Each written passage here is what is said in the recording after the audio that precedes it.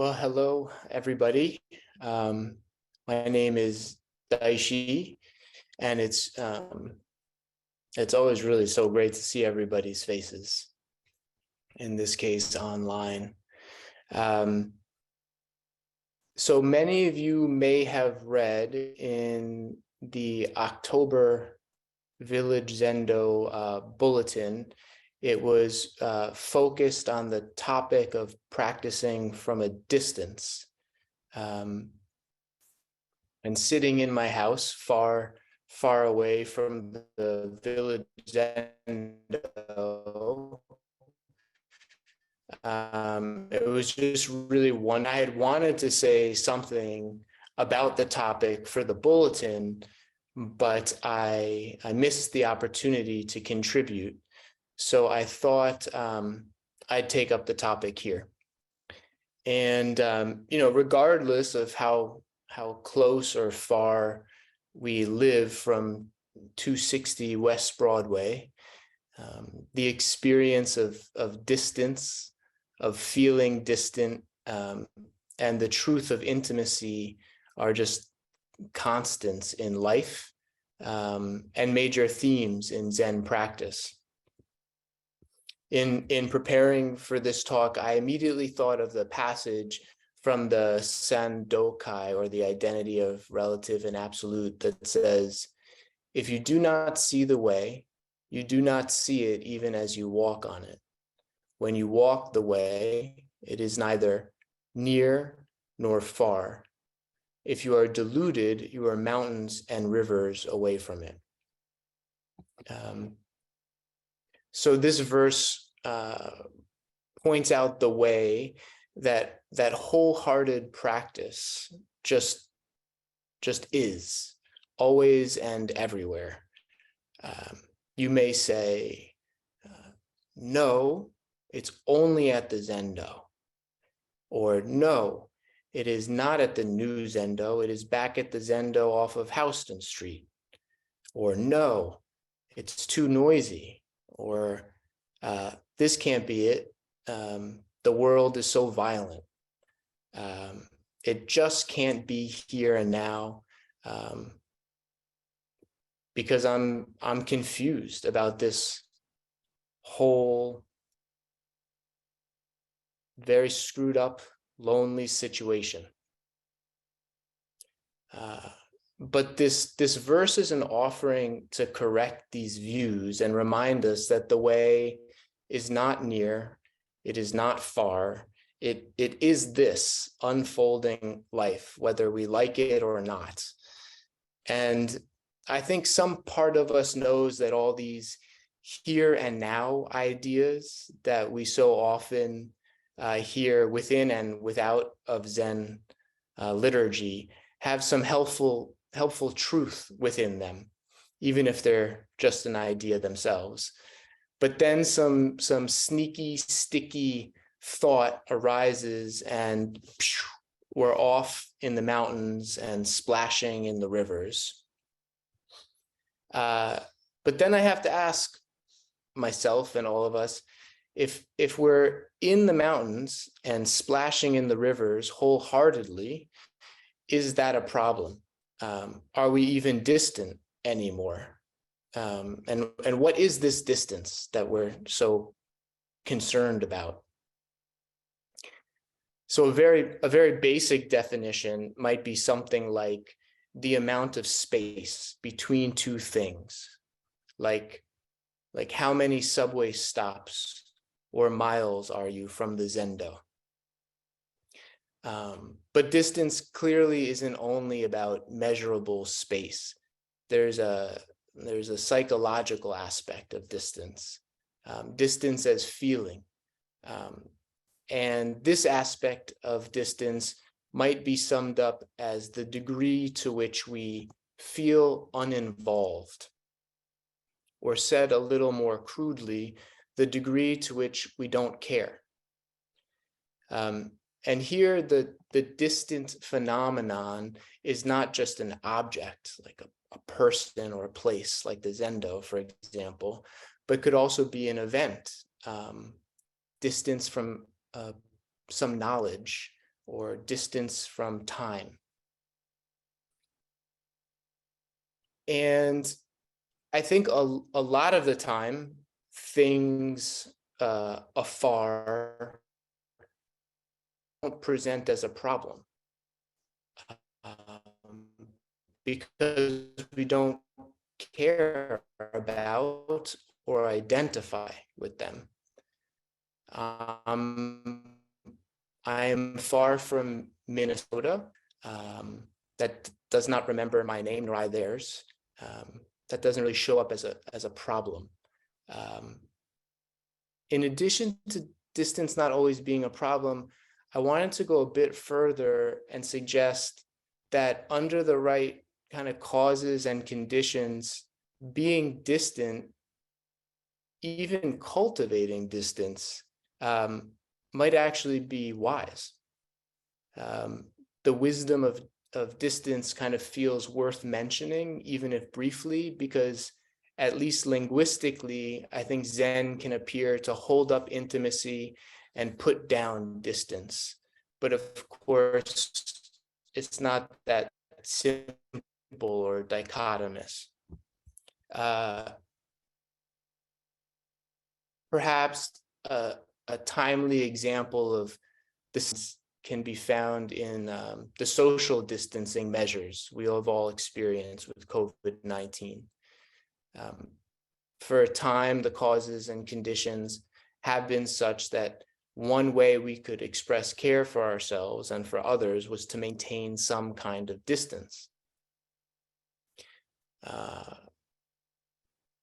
But of course, long after COVID, there will be toxic environments, relationships, and internal states where distance, non-involvement, if you don't like the crude phrasing of not caring, is actually an expression of care for both ourselves and others.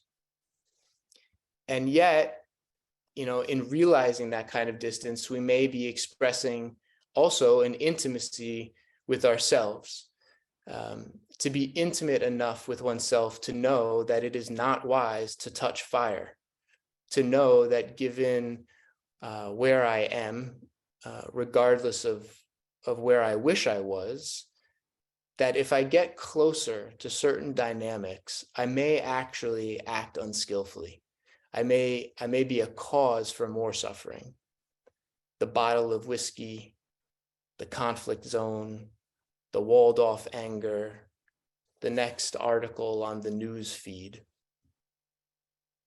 I'm not sure if it's the norm or still a marginal movement, but I'm seeing more and more frontline workers, whether they be healthcare professionals, human rights activists, or other direct service providers, kind of constructively confront and transform a culture that says stepping back is a privilege, it's a luxury, it's an affront to the work that needs to be done, to a culture that recognizes that we are all perfectly susceptible to drowning in troubled waters. Conversely, and obviously, there are certain places, people, and practices that are very wise to orient towards, to explore and get closer to. And these phenomena may be the very same ones that just yesterday were wise to leave alone or stand back from. Okay, so distance doesn't necessarily need to be a problem, and there may be even times when it's skillful to cultivate distance. But what about when distance is experienced as a problem?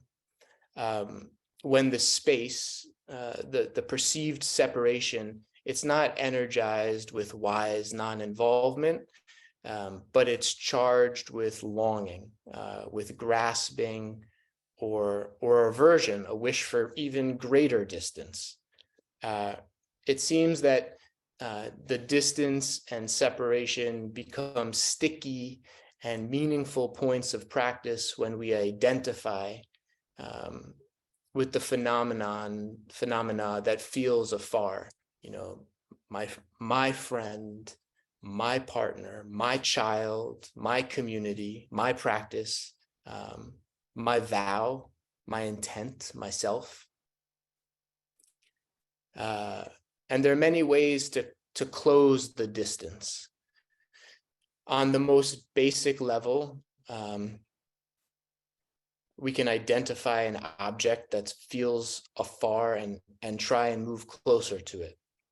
Perhaps we can all move to New York City, or go to the Village Zendo, hug our child, go to therapy, exercise, learn about our ancestors. Has gone through this very impressive transformation over the past few years, and now offers, as all of you obviously know because we're here today together, a number of online kind of gates, such as Dharma talks, workshops, interviews, and sessions to address this barrier of distance for those of us who practice from afar. But often this way of getting close just isn't possible. It's hard to move one's home. Loved ones far away or gone can't be seen or hugged. And regardless of the reason, we may not be able to get closer, and a sense of painful distance arises. It can be mundane too, right? Maybe we're sitting at the Zendo, but we are actually wishing we were having that conversation. Or we're having that conversation, but wishing we were at the Zendo. Perhaps we're alone and we're wishing we were together. And then there are those times when we're together and we're certainly wishing we were alone. So this shows up relentlessly, I'd say. And it's been my experience that that Zen forms kind of skillfully use distance as a way to realize and rest into what we cannot be separated from. So during sesshin, for example, we all travel away from home to practice intensely together. One could say that during sesshin, not only are we kind of distant from home, but we are distant too from our habitual way of being, sitting longer periods of a zazen, eating together, working together. Tokudo, the ritual for becoming a monastic, is translated as home leaving. And it has been my experience that the koan system itself, not particular koans even, just the koan system itself, can be seen as a vehicle for playing with distance and intimacy. I have felt very far away from many of the cases or koans in our lineage, awkward in my presentation, removed from the cultural context, far from understanding their meaning, and in some cases from caring about the case, the koan. And then with practice and guidance, many of them now have become my own, and I care for them deeply. In addition to this general structure of koan practice, I think the Dharma point of certain koans recognize and focus on this human feature of feeling separated. So one example for me is a famous koan from the Muman Kan, a buffalo passes through a window. And in this koan, Goso says, it is like a buffalo passing through a window. Its head, horns, and 4 legs have all passed through. Why is it that its tail cannot?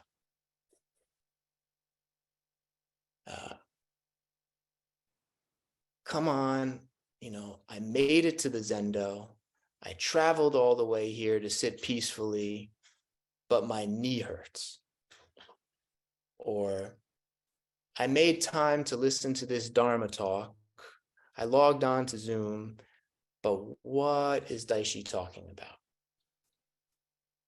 Sometimes the tail, this thing, this experience that is left out, that appears to separate us from or be separate from our true nature, is easily identifiable and can be put cleanly into words.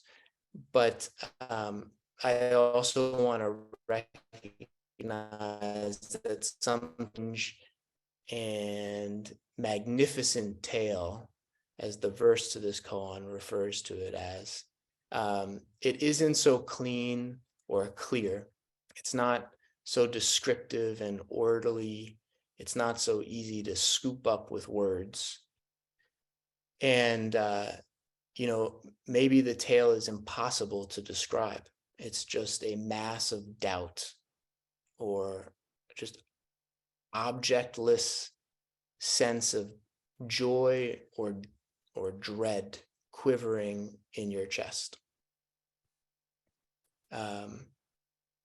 The October bulletin on practicing with distance that I mentioned when I first started today's talk has an excerpt from a chapter in my Izumi Roshi's book, Appreciate Your Life, called Close the Gap Between Yourself and Yourself, that I think provides a kind of commentary on, if not this koan, at least this topic of distance.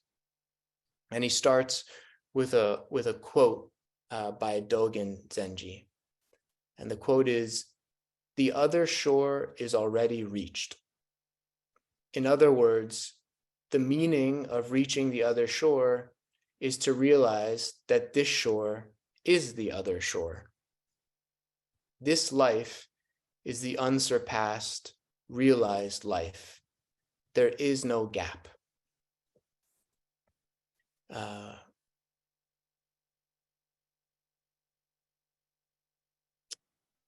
And at the risk of turning this topic of distance just over too much and kicking up kind of all the dust in the world, a few days ago, I started reading this Ango period study text, which I had not read before, and so far I'm just really enjoying the sayings of layman Pang. And there's a case too on the nose to this topic not to bring up, and it's called The Distance to the Mountains. It goes, on another day, the layman asked Shifang, "Do you know how far it is from here to the top of the peak?" And Shifang said, "I'm not sure if you can really get there from here." The layman said, "If it were so awfully steep and treacherous, I wouldn't have asked about it." Shifang said, "Well, you tell me how far it is then." The layman said, 1, 2, 3. Shifang said, 4, 5, 6. The layman said, "Why not 7? Shifang said, "You say 7, then I'll say 8. The layman said, "You made it to the top." Shifang said, "I've finally amounted to something." The layman and Shifang both laughed and then went for a walk together. So let's look at it just for a couple of minutes. The layman and Chifeng, the layman asked Chifeng, do you know how far it is from here to the top of the peak? And so this question already sets up a distance, a false distance. It's how far is it from here to there, from this mundane life to the peak of enlightenment? But it also plays, I think, with another question about distance that's not immediately obvious because it's embedded in the footnotes, which is that Chifeng's name can be translated as reaching the pinnacle. So in a way, I also hear the layman Pong asking, how far is it to you? And Chifeng said, I'm not sure. I'm not sure if you can really get there from here. So Chifeng doesn't know, as in giving up fixed ideas about reality,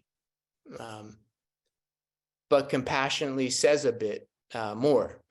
He says, if you set up a peak experience, a fixed sense of self, which is separate from here, then you've already separated. You're already mountains and rivers away.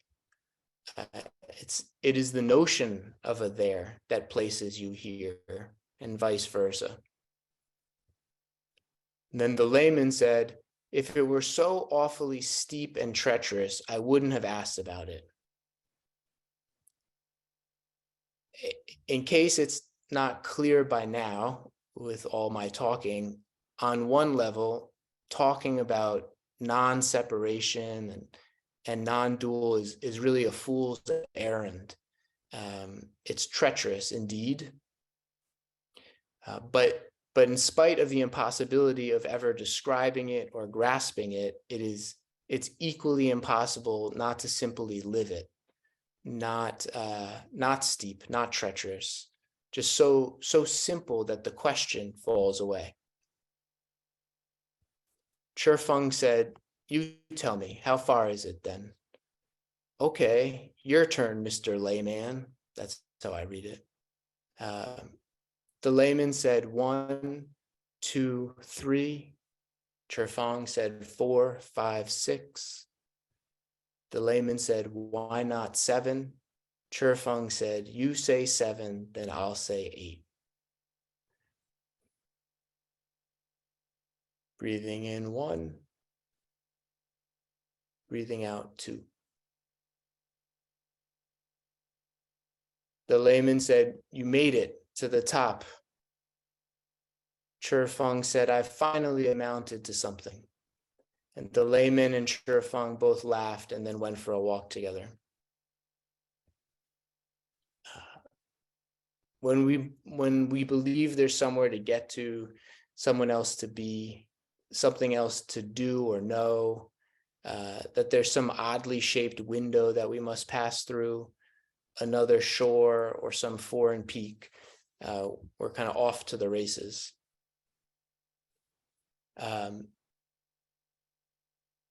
So I wanted to conclude just by saying how nice an ending to a koan, Distance to the Mountain by Layman Pong, was. I'm not sure we see that often, where two friends kind of recognize and bow to one another, laugh, and then take a walk on the path together. 1 step, 2 steps, and 3 steps. Neither near